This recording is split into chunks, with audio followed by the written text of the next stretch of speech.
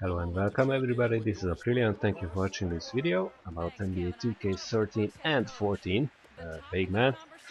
Now first of all, about the 2K13 part.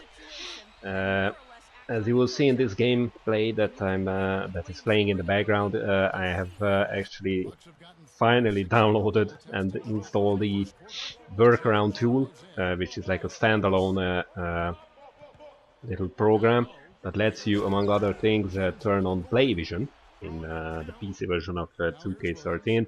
I should have done this probably like a year ago or so, but finally I didn't know if it like overwrote anything in the installed files or something like that, so I didn't want to mess with my installed game because yeah, I am not really that much of an expert on mods and everything, but it works. You just have to start it. So that's the play vision part solved, and hopefully it will work either this program or they will upgrade it, or yeah, or 2K14. So that should be the play vision problem solved. As you will see, I did quite okay with points and everything, so play vision on or off. I didn't score like 50 points, but I scored 40 or something. So my points were actually kind of the same with and without play vision. And funny thing is that I actually also upgraded my scrapper to level 2, and hopefully it was because I'm playing against the Brooklyn Nets, who are a good team of course in the game and in real life, and they will be even better next year with Garnett and Pierce. But the thing is, in my first in this first match against the Nets, I had like 9 rebounds or something like that. So we will see at the end, I guess. So I actually got less rebounds than I usually get. So getting a higher level scrapper is not not like a miracle thing. So it doesn't solve all your rebounding problems in itself, of course. Now about NBA 2K14, just I thought that I could maybe share with you some of my plans that I'm contemplating at the moment. What a nice alley-oop. By the way, this is still with 80 dunk rating, so you will see a bit more alley-oops as well in the later video, or in the later part of this video, because it's actually a two double feature. So this match and then another one against Denver Nuggets. So quickly about my plans for 2K14. I'm planning two things, or I'm contemplating two things. One is because there will be, of course, the Stats Inc. Partnership, which is, I guess, something like a website which updates the live stats of the actual real life season into the game. So that means that it will be updated daily, hopefully on the PC as well. So we should get hot and cold streaks for every player in the game based on their real life actual stats. So that's part of my one plan, or one of my plans, is to kind of mirror the real life season to see what a team or how a team is performing, of course, in real life, and on the other hand, how they are performing with me or you, or if you plan to try something like this in the game. So that should be kind of interesting. And the other plan that I have is to kind of have create a legend mode, but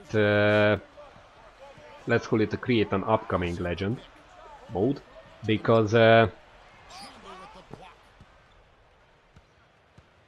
especially if there is no virtual currency in the PC, which I guess won't be, leveling up a character or a new player that is created from scratch takes a lot of time on the PC, of course, and so I thought that maybe what I could do is start with oh, again, nice alley-oop. So what I could do is to start with an up-and-coming center, and who has already a good foundation, like, I don't know, good vertical and maybe a bit of rebounding and defense, and just go from there, maybe for a season or two. And there are actually a few candidates that I've been thinking about. First of all, the ones that I'm not thinking about are actually the superstars, because of course they are already superstars, and by superstars I mean the key game opponents that you face as a center. So the other outstanding centers, with one exception, I'm beginning to really like Joachim Noah, so I'm thinking about maybe playing with him a bit, because there is a lot of room for improvement in his real life play style, but he has already a really good foundation in the game, I guess. So he should have maybe posterizer, maybe dimer actually, if you really look into his stats and his play style, and definitely scrapper. So he should be an interesting player to play with. And also others I'm contemplating is or are just look at that. I had like a triple-double in this game, but part of the triple was a turnover, so I had literally 10 turnovers in this match against the Denver Nuggets. And speaking of the Nuggets, one of the players that I'm contemplating playing as is actually Javale McGee, because no wonder that he's actually a quite good player in like my team plays or games or game modes like that, because although in real life he might sometimes act a bit stupid, of course, just think about Shaq in a fool, but if you check him in the game and if you check him in real life as well, when he plays well, he plays really well, and he has a really good overall like repertoire or arsenal. Of course, his vertical is excellent, his dunking is excellent, his defense should be okay, and he actually at the moment has like something like 65 post offense or something like that in 2K13. So he's actually not a bad player to start with, and might be actually one of the best players to start with. And also other players I'm thinking about. One of them is DeAndre Jordan. He should be a bit more difficult, because of course he has good or excellent, maybe even maxed out vertical and dunking. I'm sure that he has something like 90 dunking or something like that. His speed and quickness in 2K13 is real surprisingly low, so it's something like 50 or something, but he's so tall that he doesn't feel that slow in the game. And of course all of these players are created by 2K as all-around players, so that means that most of their just look at that missed dunk. I didn't know. I don't know what happened in this match. I missed like 5 dunks alongside the 10 turnovers that I had. So basically, what I was saying is everybody in the game seems to be an all-around player. So that means that their stat maxes or stat caps are in most of the cases 99 for everything. So that should be that should mean that leveling them up would take a bit slower because each point or each attribute point will cost probably more than with like uh, an athletic center or something like that. But the cap that you can reach would be, of course, higher. I'm also thinking about Thiago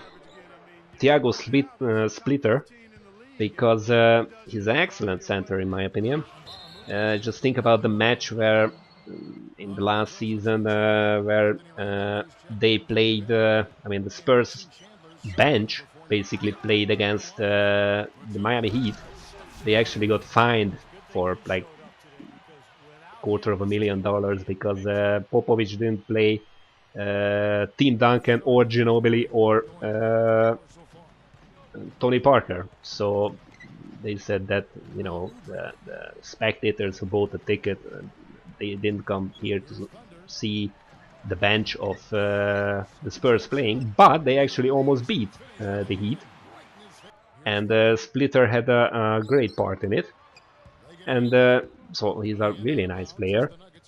Two other guys that I'm also thinking about is or are one of them is Omar Sheik because I probably won't choose him because he will be sidelined by Dwight Howard. But other than that, he's a really nice rebounding and defensive player. And the other is Pekovic, who might not be like an athletic player, so I might want to try a bit more athletic play style, at least in the game. Because I'm not really not athletic in real life, but he's a good overall player, so he should be fun to play with as well. So these are just a bit of insights into my plans. I'm curious about what you are planning for 2K14. So thanks you for watching this video. Hope you enjoyed it, even though we lost both of these matches and took some ugly shots, as you can see in the highlights. And I hope to see you next time.